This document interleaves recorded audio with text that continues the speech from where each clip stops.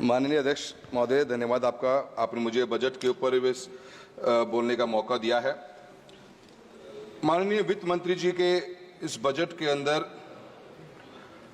जो पेश किया गया, देश भर के अंदर एक जो मैसेज इस सरकार द्वारा दिया गया था कि सबका साथ सबका विकास, इस मुद्दे पे 10 साल से इस सरकार के अंदर है और इस बार का जो बजट पूरे देश भर में जो मैसेजिंग जाने का काम हुआ है, उसका एक ही मुझे लाइन लगती है कि जो हमारे साथ है हम उनके साथ हैं का बजट नजर आता है। सरकार कहीं न कहीं कुर्सी को बचाने के लिए इस बजट में जो घोषणाएं करी गई, जो बातें कही गई है, उससे देश का एक आम आदमी, मैं राजस्थान के प्रदेश से आता हूं, देश के अलग अलग कोने में बैठे हुए लोग मन में सोचते जरूर हैं कि इस देश में, इस बजट के अंदर इस देश के किसान के लिए क्या है, इस बजट में देश के युवाओं के लिए क्या है, इस बजट में देश के दलित और मजदूर के लिए क्या है, और सबसे महत्वपूर्ण बात यह है कि इस बजट में इस बदलते हुए हिंदुस्तान के लिए, इस विकसित भारत के लिए क्या है। जीडीपी की ग्रोथ रेट जो 23-24 में रही वो 8% के आसपास रही, सबने इसके बारे में बात कही है। पर मैं राजस्थान के चूरू लोकसभा क्षेत्र से आता हूं अध्यक्ष महोदय, किसान और किसानी की बात करूंगा।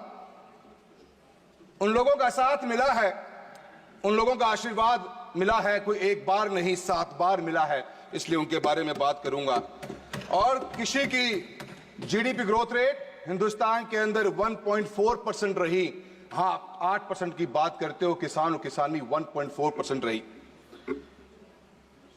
हमारे भी साथी ने बहुत बड़ा दिल करके बात कही कि शायद महाराष्ट्र को इतनी बड़ी जरूरत नहीं, पर राजस्थान को बहुत बड़ी जरूरत है। कुछ ऐसे बड़े प्रोजेक्ट्स, जिन प्रोजेक्ट्स के ऊपर राजस्थान के एक आम आदमी की नजरें हैं, एक आम आदमी उस बारे में सोचता था, विचार करता था, उसकी नजरें थी कि इस बजट में शायद हमें भी कुछ मिलेगा।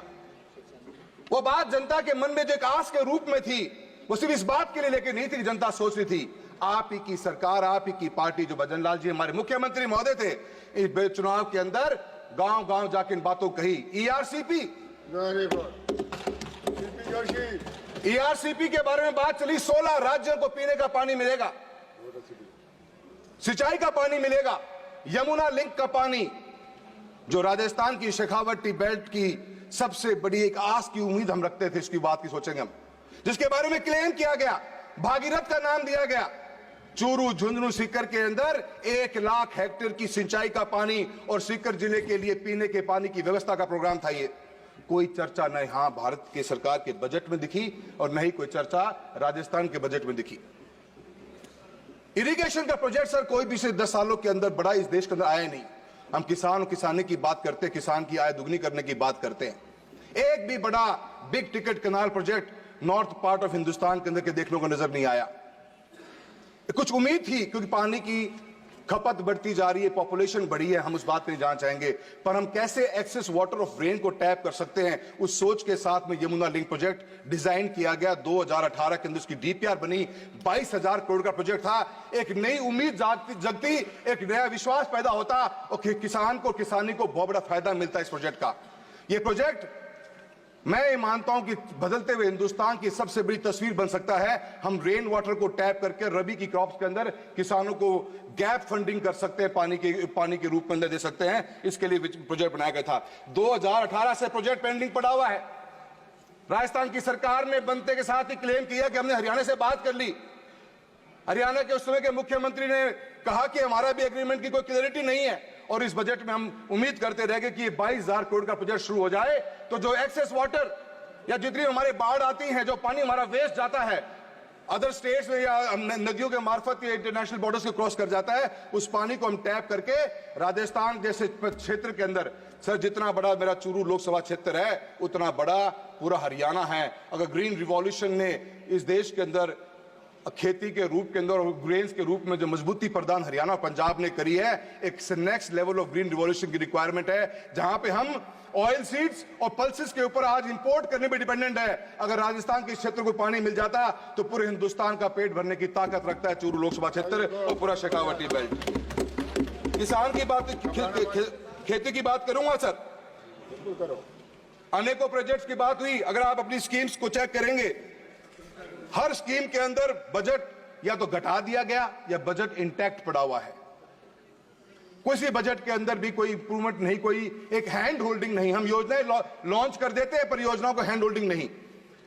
सर आप मुझे इस तरह देख रहे हो, मुझे लग रहा है कि आप घंटी बजाने वाले हो। सर देखो मत सर, मुस्कुरा के देखो। सर प्रधानमंत्री फसल बीमा योजना बनी सर, आज हम 2024 का sir sir sir sir sir नहीं सर सर मेरे बड़े महत्वपूर्ण मुद्दे हैं सर।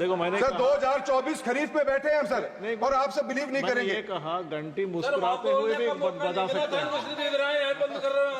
सर। ना मुझे कोई वहां बोलने दे रहा, नहीं यहाँ बोलने दे रहे सर। बोले सर 2024 खरीफ का क्लेम आज 2023 खरीफ का क्लेम आज तक राजस्थान में डिस्ट्रीब्यूट नहीं हुआ सर। 2024 खरीफ पिछले आने वाले 7 दिन में इसका प्रीमियम भर चुके होंगे सर। किसके पास जाएं सर? किसान परेशान है, धरना प्रदर्शन रोज चल रहा है राजस्थान के अंदर। एक साल बीत जाता है सर, क्लेम का डिसबर्समेंट नहीं हो रहा। रिलायंस कंपनी को, इंश्योरेंस कंपनी को दे रखा चूरू का ठेका सर, लोकसभा क्षेत्र का। कभी ये आपदा, कभी ये आपत्ति, कभी कुछ है कभी कुछ, आए दिन प्रॉब्लम है सर। और सर एमएसपी की बात करी जाती है सर, किसान क्या मांग रहा है? आज हमारे मंत्री महोदय ने कहा कि हमने सब कुछ लिख के दिया ही नहीं। तो आपने क्या लिख के दिया, क्या गारंटी दी? मांग क्या रहा किसान? आज किसान और किसानी इतने बुरे हाल में है कि एक एमएसपी की गारंटी मांग रहे। लाखों करोड़ रुपए का बजट आप देश के अंदर बांट रहे हो, किसान को चाहिए क्या? एक एमएसपी की गारंटी चाहिए। उस गारंटी के लिए किसान और किसानी लेबर के साथ लेबर ही रही, एक रोजगार पैदा करती है बहुत बड़ा, और बहुत बड़ी इकोनॉमी हमारी इसके ऊपर डिपेंडेंट है। बाजरे के ऊपर अपने मिलेट ईयर की बात की पिछले साल, इस बार मिलेट ईयर के नाम पे कुछ भी बात नहीं हुई। बाजरे की खरीद राजस्थान की सरकार सर आज तक भी नहीं कर पा रही है। आप बाजरे को मिलेट के रूप में शामिल करना चाहते हो। मेरे लोकसभा क्षेत्र में सर ग्वार सबसे बड़ा प्रोडक्शन होता है, और ग्वार को एमएसपी में शामिल करने के लिए मैं आपसे बात करना चाहूंगा सर। मैं please conclude please sir, please only one please. There are so many speakers here only, they're all sitting here. So many speakers, they have given a list. Sir please give me 2 minutes sir, please give me 2 minutes sir. मैं इतना ही कहना चाहूंगा sir, मेरे को बहुत से मेरे points पर आपने मेरे को समय कम दिया है सर। ऑयल सीज और पल्सेस के बारे में बात करूंगा सर। 160 लाख टन 1.4 लाख करोड़ रुपए के एडिबल ऑयल्स हमने इस कंट्री में इंपोर्ट करे पिछले साल के अंदर। और sir import duty palm oil के ऊपर जो लगाई, जीरो कर दी गई, उसका इंपैक्ट क्या पड़ा सर? आज चूरू लोकसभा क्षेत्र से हमारा शेखावटी, हमारा नागौर है, बीकानेर है, गंगानगर, हनुमानगढ़ तक का पूरा बेल्ट है सर। सरसों की सबसे बड़ी पैदावार होती है सर। भाव नहीं मिल रहा किसान को, जब बोने की उसकी बिल्कुल भी इच्छा नहीं कर रही। हम कैसे बैलेंस आउट करेंगे इसका पता नहीं चलता सर। मैं आपने नेचुरल फार्मिंग की बात करी है, तो आपने 1 करोड़ सर्टिफिकेशन दोगे sir. Natural farming, zero budget farming, organic farming sir, कौन इसको परचेज करेगा? कोई मैकेनिज्म ही नहीं है हमारे पास में इसका। क्या आज किसान अपनी नेचुरल फार्मिंग को प्रोड्यूस को किसको जाके बेचेगा सर? उसका भाव मिल रहा है नहीं मिल रहा मार्केट में, उसको कोई देखने वाला नहीं है सर। मेरा आपसे इतना कहना है कि सर पैसा स्कीमें बहुत सी बनी, अनेकों स्कीमें देश में बन के आई सर, आज तक उनका कोई हैंड होल्डिंग नहीं। सांसद आदर्श ग्राम योजना बना दी गई सर। एक योजना, एक गांव की विलेज डेवलपमेंट प्लान जब बना तो 22 करोड़ रुपए का प्लान बना। और सर चूरू लोकसभा क्षेत्र का उदाहरण देता हूं, 325 करोड़ मिलते हैं नरेगा के अंदर काम करने के लिए। एक सरपंच को एक साल में 1.25 से 1.5 करोड़ मिलता है काम करने के लिए। 1.5 करोड़ की लागत से वो 22 करोड़ की वीडीपी कब पूरी होगी? 22 साल बाद पूरी होगी सर। हम कैसे गाँव का विकास करा पाएंगे? आप सोच के देखिए बात को सर। आप अभी शिक्षा के बारे में इतनी बात चली है सर, चूरू लोकसभा क्षेत्र की बता देता हूँ। एक छोटी सी बात सर, एक सर लास्ट टाइम बोलूंगा। अध्यक्ष महोदय लास्ट टाइम, लास्ट टाइम अध्यक्ष sir ji please understand sir. अध्यक्ष महोदय मैं आपसे इतना कहना चाहता हूँ, यहीं से एक बड़ा लिस्ट आया है, यहीं से बड़ा लिस्ट आया है। सर सब कॉपरेट कर रहे हैं, आप भी कर लो सर मुझे कॉपरेट। Please conclude. धन्यवाद दीपेंद्र जी, आपका सहयोग बहुत अच्छा लगा मुझे। मैं आपको इतना कहना चाहूंगा सर, योजनाएं बहुत सी हैं, उन योजनाओं पे काम नहीं हो पाते सर, हैंड होल्डिंग नहीं हो पाती, इसलिए योजनाएं फेल हो जाती हैं सर। आज ही राजस्थान के भास्कर की न्यूज है, 16,000 बच्चों ने स्कूल को ड्रॉप आउट कर दिया, गवर्नमेंट स्कूल्स को राजस्थान के चूरू में, सिर्फ इस बात के लिए कर दिया कि सर 1700 से ऊपर रूम्स की रिक्वायरमेंट चूरू अकेले के अंदर है, हजारों रूम्स की रिक्वायरमेंट है। और sir PM Shri, PM stars जैसी योजनाएं चलाएगी, इनके बजट में कटौती कर दी गई सर। मात्र 1200 करोड़ रुपए की पीएम स्टार्स की स्कीम है, जहां पे हम रूम्स बना सकते हैं। सर जब तक हम दोनों चीजों को ऐड ऑन नहीं करेंगे कभी भी हमारे गांव तक विकास नहीं पहुंच पाएगा। मैं आपका बहुत बहुत धन्यवाद देना चाहता हूं। आखिर में एक बात कहना चाहता हूं सर कि एमपी लैंड फंड को भी सर 3900 करोड़ का बजट दिया गया है। एक MP quota sir 5 crore rupees per year का, इसको तो कम से कम डबल करा दिया जाए ताकि हम गांव में घुसने लग रह जाए। आपका बहुत बहुत धन्यवाद। बहुत बहुत धन्यवाद अध्यक्ष जी।